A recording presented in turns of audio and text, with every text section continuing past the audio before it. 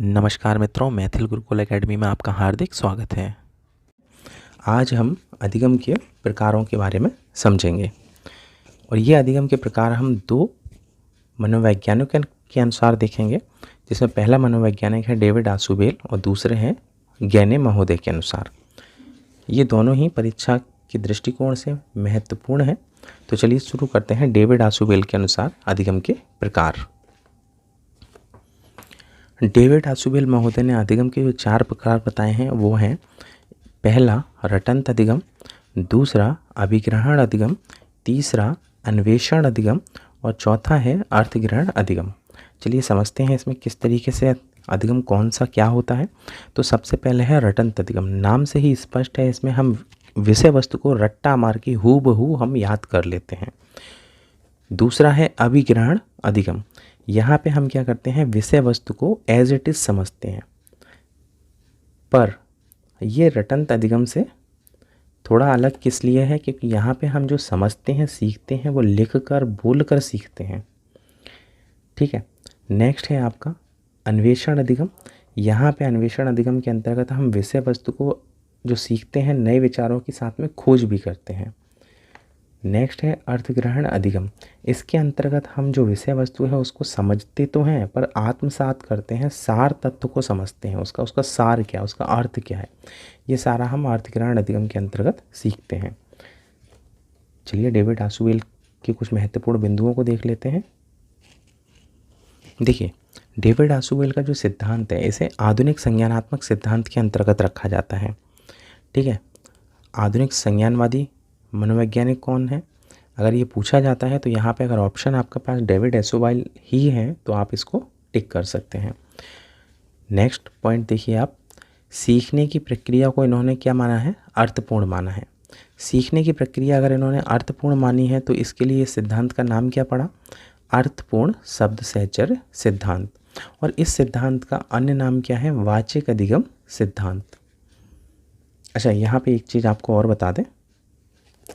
देखिए, ये जो अधिगम है 4 प्रकार के जो बताए हैं, तो सबसे लो लेवल का जो अधिगम है वो है आपका रटंत अधिगम। ठीक है। सबसे जो हाई लेवल का जो अधिगम माना गया है वो माना गया है यहाँ पे अन्वेषण अधिगम। ठीक है। चलिए चलते हैं आगे। यहाँ पे हम बात करेंगे महोदय गैने के अनुसार अधिगम के प्रकार। तो गैने महोदय ने जो अधिगम के प्रकार बताए हैं वो बताए हैं 8, और इनके जो अधिगम दिए गए हैं, अधिगम के प्रकार दिए गए हैं, यहाँ पे हम इसको कहते हैं अधिगम सोपानिक। परीक्षा में अधिकतर पूछा जाता है कि अधिगम सोपानिक किसने दिया, तो ये दिया है गैने महोदय ने, और अधिगम के इन्होंने बताए हैं 8 प्रकार। चलिए इन 8 प्रकारों को देख लेते हैं। ये हम देखेंगे निम्न से उच्च की ओर। तो सबसे पहले अधिगम है वो है संकेत अधिगम। दूसरे नंबर पर आता है उद्दीपक अनुक्रिया अधिगम। तीसरे नंबर पे आता है श्रृंखला अधिगम और चौथे नंबर पे आता है शाब्दिक अधिगम।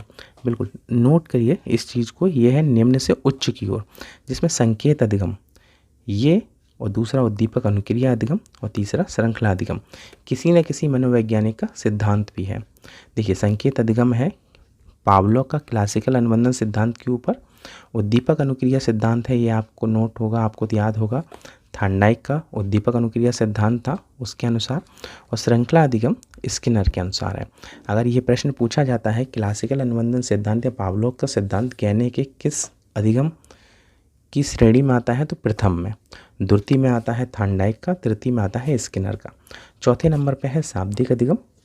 उसके बाद चलिए आगे के 4 अधिगम देख लेते हैं। तो यहाँ पे 5वां है बहु विभेदन अधिगम, 6वां है प्रत्यय अधिगम जिसे संप्रत्यय अधिगम भी कभी कभी लिखते हैं, 7वां है सिद्धांत अधिगम जहाँ पे परीक्षा में यहाँ पे नियम अधिगम भी लिख देते हैं, और अंतिम है सबसे उच्च स्तरीय अधिगम समस्या समाधान अधिगम। अच्छा, प्रश्न पत्र में प्रश्न कैसे आता है, इसकी श्रेणी लिख देते हैं कि कौन सा विकल्प पहले होगा या बाद में होगा। लास्ट टाइम मुझे याद है एक प्रश्न पत्र था उसमें ये 3 दिए थे, उनका क्रम पूछा था, तो आपको पता होना चाहिए। 6 नंबर पे प्रत्यय अधिगम है, नेक्स्ट सिद्धांत अधिगम या नियम अधिगम कहते हैं इसको, नेक्स्ट है सबसे उच्च लेवल का समस्या समाधान अधिगम, और ये निम्न से उच्च की ओर मैंने आपको बताए हैं।